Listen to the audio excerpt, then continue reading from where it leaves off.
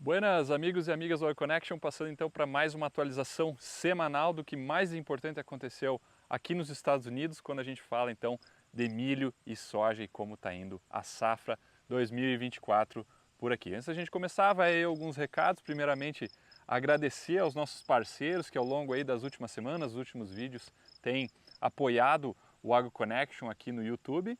E se você aí tem empresa, tem um negócio, quer anunciar, fica aqui o nosso e-mail, tá? Nós vamos deixar aqui para vocês que tiverem interesse nos contatar, é ag_connection@outlook.com. O Luiz vai colocar aqui, então é só mandar um e-mail para nós que a gente conversa sobre o apoio aqui ao AgroConnection, tanto no YouTube como também a gente fica aí disponível no podcast. Bom, e mais um recado, né? Vocês devem ter percebido que a gente tem postado semanalmente também vídeos sobre os estados aqui americanos, né? Curiosidades tais como clima, agricultura, quais são as principais culturas, população, cidades, né? Curiosidades sobre cada estado americano, numa série que a gente batizou aí como Agro do Tio Sam, uma parceria do AgroConnection com o canal de agricultura A a Z. Então vai lá e confere.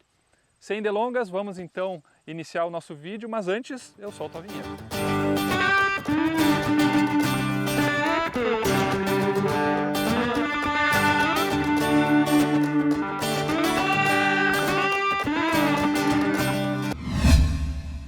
Bom, dando início então ao nosso relatório semanal, né, conforme os números do USDA, vamos começar pelo milho, né, um milho bonitaço como esse aqui que está aqui atrás. Se vocês verem a altura, ele deve estar batendo muito próximo dos 3 metros aí, chegando muito perto. O milho que, né, na média geral do país aí está com 61% da área de milho já na fase de embonecamento, ou florescimento, né? Grão pastoso é 17%, e quando a gente fala das condições da cultura do milho, conforme vocês têm acompanhado semanalmente, é um ano que tem sido bem bom, né? No milho, a gente está com 67% da área entre bom e excelente e apenas 10% é ruim e muito ruim. Não teve nenhuma variabilidade com relação à semana passada, mas se a gente comparar com o ano anterior, né, a gente está 10 pontos percentuais com bom e excelente, ou seja, no passado nós tínhamos 57% entre bom e excelente. Quando a gente vai para a soja, soja com 65% da área florescida, né, e 29% já em formação de vagem. Então, como a gente sempre fala, o mês de agosto aí é um mês muito crítico para a soja, a gente vai estar acompanhando de perto para ver essa questão do enchimento de grão. O milho, né, conforme as porcentagens que eu disse, chega sim na sua época mais crítica, que é a polinização.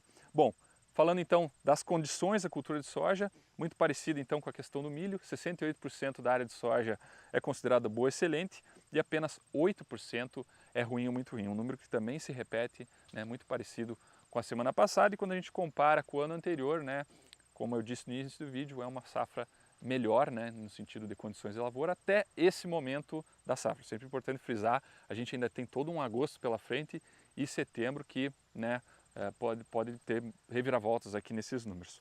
Bom, agora vamos fazer um cineminha, a gente vai dar uma olhada aí na questão da polinização do milho. Me acompanhem. Bom, pessoal, vamos falar um pouco então mais detalhadamente da polinização. Aqui a gente tem então um milho que está finalizando o processo de polinização, né? Vocês podem observar aqui pelos estigmas ou o cabelo do milho que já está começando a escurecer, né? A viabilidade desses estigmas ainda tá em ponto de fecundação, mas conforme ele vai escurecendo, a gente considera que está finalizando o processo. Também a gente consegue perceber uma carga de pólen aqui na volta. Se vocês observarem o próprio pendão, né, as anteras abertas, então o processo de polinização acontecendo no seu pico aqui, e a gente relembra, né, a questão dos estresses que podem impactar, né, essa fase do desenvolvimento do milho.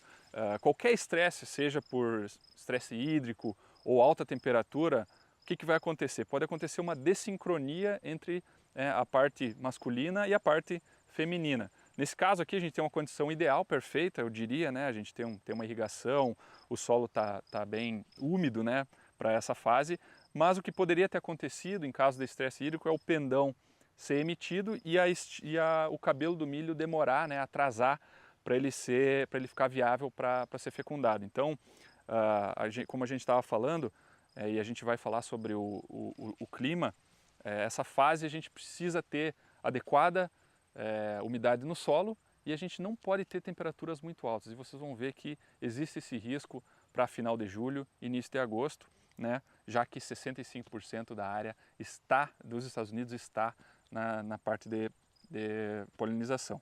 Mais alguma coisinha que eu queria falar para vocês? Ontem eu tive a oportunidade de voltar ou de viajar do Kansas, lá do sul do Kansas, quase em Oklahoma, aqui para Nebraska, e o que a gente observou foi muito milho em condição de seca, né? A gente já vai falar sobre o clima, né? É uma região que está problemática, onde se via claramente milho queimado, né? Uma situação que eu não tenho visto pelo menos em Nebraska, e também situações onde produtores já estavam cortando para silagem, né? O milho que daqui a pouco, às vezes a intenção era para silagem, ou então, né, por uma questão de não ter um potencial adequado para rendimento de grãos, o pessoal acaba cortando para silagem. Outro fato interessante da viagem foi ver aplicações, né, aviões agrícolas voando e aplicando fungicida. E aí quando a gente vem mais para o norte do Kansas e sul de Nebraska, né, regiões aí que tem risco de uma doença que chama tar spot, é uma doença nova aqui para o cinturão do milho, ela começou há cerca de 3 anos atrás e é um problema, né, para o pessoal, já que nessa época da polinização R1 e até R2, essas aplicações de fungicida se fazem muito importantes. Então fica aí o relato de uma viagem feita aí ontem entre Kansas e Nebraska. Falando de clima agora, começar pela chuva da semana passada, o Luiz vai colocar o mapa aqui para a gente ir acompanhando, o mapa do cinturão do milho. Como vocês podem ver, né, só relembrando a legenda, cor azul são chuvas aí de 2 a 14 milímetros, o verde, né, entre 15 a 25. Então dá para a gente dizer pelo mapa que a gente não teve grandes chuvas no cinturão do milho, na principal área produtora de milho e soja, né? É uma semana aí que foi mais seca. E se a gente olhar para a semana que vem, aí o Luiz vai colocar aí o mapa para nós, a gente tem expectativa de chuvas mais significativas para a parte leste do cinturão, aí estados como Ohio e Indiana, especialmente, tá? Com volumes aí que podem chegar a 25, 30 milímetros, e também no norte do cinturão, lá pegando a Dakota do Norte, o norte de Minnesota, né? Aquela região sim deve chegar aí a 50, 70 milímetros. Mas se a gente pegar aqui onde eu estou, né, mais oeste do cinturão, as chuvas devem ficar aí bem escassas. Se tiver, devem ser volumes aí de 10 milímetros, nada que possa contribuir muito, né? Essa época, como eu falei, polinização, a gente precisa de chuva. Nebraska, como vocês sabem, tem a questão da irrigação, mas estados como o Kansas, né, que está sofrendo aí, o Kansas, na verdade, é o estado aí que está com uma das piores condições em relação a chuvas, tá? Eles estão aí, se pegar a parte sudoeste de Nebraska e a parte central do Kansas, são áreas aí que têm secas mais severas, né? Essa questão principalmente pensando em polinização de milho e aí já avançando para enchimento de grão na soja. Um outro fator que é muito importante a gente abordar aqui, pessoal, além da chuva, é o calor. Então, como vocês que acompanham a gente, julho e agosto são meses muito quentes, tá? A gente está no final de julho e se vocês verem aqui o mapa, o Luiz vai colocar, a gente tem uma previsão de calor extremo, tá?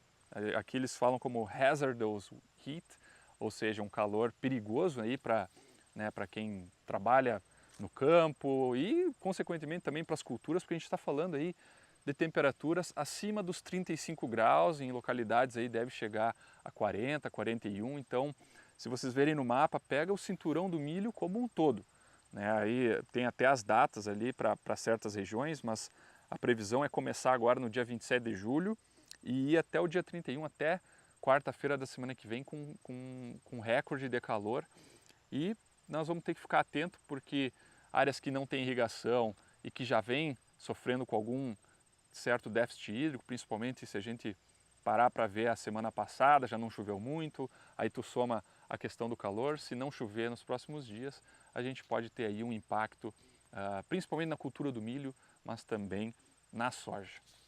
E agora vamos dar aquela volta pelos Estados Unidos, né? Vamos ver como está a situação em cada estado americano. E já falo para vocês, hoje tem a volta de alguém muito conhecido que fazia tempo que não dava as caras. Vamos dar essa volteada pelos Estados Unidos. Olá amigos do AgroConnection, muito bom estar de volta aqui falando com vocês, né? Depois de ter ficado um tempo afastado aí dos vídeos, não do AgroConnection, né? Ainda gravando podcast, mas afastado dos vídeos. Foi uma etapa de mudança. Hoje estou aqui na Dakota do Norte, antes eu reportava do Kansas, a partir de agora eu vou reportar aqui da Dakota do Norte junto com os meus estudantes. E apesar de eu estar gravando aqui dentro do escritório, nas últimas 2 semanas eu viajei bastante pelo estado, viajei basicamente o estado inteiro aí, em diferentes localidades, e venho aqui trazer informações sobre a safra de milho e da soja e também falar um pouquinho do trigo, né? Aqui na Dakota do Norte, trigo de primavera muito forte, né? Um início de safra muito boa, um ano bastante úmido, né? Mas ao mesmo tempo um ano muito desafiador em questão a doenças aqui para os produtores. Falando em relação da soja e do milho, como eu falei, um ano úmido atrasou o plantio, teve área que acabou ficando sem plantar, teve muito produtor que acabou plantando mais tarde também. Então, em relação ao milho, hoje vocês têm uma preocupação muito grande, porque no lado oeste do estado começou muito bem com chuvas, porém agora já está faltando chuva, né? Então toda aquela umidade inicial ela não está se refletindo agora mais no meio da safra, então produtores lá estão tendo um desafio muito grande. E aqui no leste, onde eu estou, né, na divisa com Minnesota, é um excesso de umidade muito grande.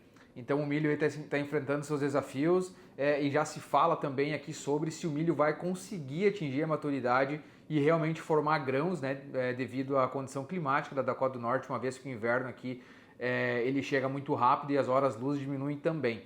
Então esse é o novo desafio e todo mundo aqui prestando muita atenção nesse cenário. Em relação à soja, também muita dificuldade, muitas áreas alagadas, né, com pouca oxigenação, pouca aeração. Uma coisa que tem aparecido aqui muito nas áreas de soja é deficiência de ferro, né? Justamente porque a planta não está conseguindo absorver esse ferro devido a essa saturação que a gente tem no solo. Então acontece essa clorose. Além disso, as áreas de soja aqui elas realmente não estão muito boas. Você ainda consegue encontrar áreas que vão estar boas, né? E algumas até ótimo. Mas a grande maioria, no que a gente percebe, né, no visual quando viaja por aqui, são áreas que estão razoáveis, né? A soja ela está bastante pequena, ela está começando a florescer mesmo estando pequena, então baixas expectativas para a soja nesse momento quando se pensa no estado como um todo. Eu vou ser curto e breve hoje, a gente se fala de novo na semana que vem e Marcos, sigo com você. Buenas amigos e amigas da AgroConnection, estamos de volta aqui direto de Illinois para trazer mais atualizações da safra agronômica de soja e milho aqui dos Estados Unidos, aqui no Midwest americano. Para começar então, vamos falar das condições do clima, as condições de água no solo aqui em Illinois, que vem muito bem, aliás. Essas últimas semanas tem tido temperaturas amenas, em torno de 25 graus, quando comparado com as semanas que antecederam elas, que estavam em torno de 30, 35 graus, que estava insuportável aqui o clima em Illinois. Em relação às condições de água no solo, basicamente todo Illinois tem condições adequadas, cerca de 78% está com teor adequado em superfície e 72% em subsuperfície. Já em relação à chuva, acabou não chovendo muito essa semana aqui em Illinois, mas basicamente, como vocês podem ver no mapa de seca, aqui acabou não afetando muito por causa dessas chuvas que a gente teve 2, 3 semanas atrás, que abasteceram praticamente todo o solo aqui, então que garante então a água no solo para o desenvolvimento nessas próximas semanas, tanto do milho quanto da soja aqui em Illinois. Já em relação ao relatório do USDA que foi lançado essa semana, cerca de 80% do milho se encontra em estágio R1. E esse milho que foi plantado mais no tarde, em virtude dessas chuvas que a gente teve no começo da safra, tende a alcançar também o estágio nessas próximas 2 semanas, segundo os Crop Watch das agências de notícia aqui de Illinois. Já em relação à condição do milho, cerca de 59% se encontra em boas condições e 16% excelente, tendo uma leve melhora quando comparado à semana passada. Partindo para a soja, cerca de 81% da soja já está florescida e desses 42% está começando a formar vagem. Em relação à condição da soja, também se teve uma pequena melhora, onde que a gente teve essa semana 64% da soja em estado bom e 12% em estado excelente. Já em relação ao manejo das grandes culturas aqui, a gente consegue ver ainda produtores aplicando fungicida e inseticida, fungicida sendo muito aplicado de avião aqui, mas vale ressaltar que quando comparado com o Brasil, aqui a aplicação é muito mais baixa, né? Muitos produtores aplicam somente uma aplicação de fungicida e ainda tem produtores que nem aplicam, então vale ressaltar esse detalhe em relação à aplicação de defensivos agrícolas aqui nos Estados Unidos. Então, essas seriam as atualizações aqui de Illinois para essa semana. Maravilha! E chegamos então ao final de mais um vídeo semanal aqui no canal do AgroConnection falando de milho e soja. Vai aí o nosso agradecimento para você que chegou até aqui, que deu o seu like. Comentem, a gente está respondendo todos os comentários, tentando trazer essas questões que vocês nos trazem para o vídeo, para tentar explicar melhor alguma curiosidade que vocês tenham. Aproveito para dizer para vocês nos seguirem, não só aqui no YouTube, né, mas também no Instagram, no LinkedIn, no Twitter, né? A gente está bem ativo, trazendo informações aqui da safra americana. A gente volta na semana que vem e já sabem, stay tuned!